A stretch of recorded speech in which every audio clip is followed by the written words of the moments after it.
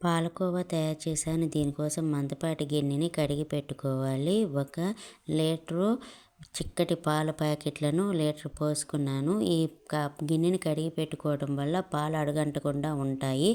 25 మినిట్స్కి ఇలా దగ్గరికి వచ్చాయి పాలన్నీ. తర్వాత ఒక అరకప్పు పంచదార వేసుకుని బాగా కలుపుకున్నాను. ఇంకా పాలన్నీ బాగా దగ్గరికి వచ్చేసేసరికి కొంచెం యాలకుల పొడి వేసుకొని బాగా కలిపేసుకొని స్టవ్ ఆపేసుకోవటమే. దీనన్నిటిని ఒక ప్లేట్లోకి తీసుకున్నాను.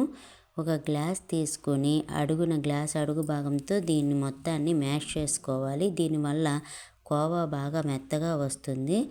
ఇలా బాల్ లాగా చేసుకోవాలి. తర్వాత ఈ బాల్ని చిన్న చిన్న బాల్స్ లాగా చేసుకుని కోవాలాగా రౌండ్గా చేసుకొని పెట్టుకోవడమే. దీన్ని నేను బాదం పప్పులో పెట్టి గార్నిష్ చేశాను. ప్లీజ్ సబ్స్క్రైబ్ చేసుకోండి, లైక్ చేయండి.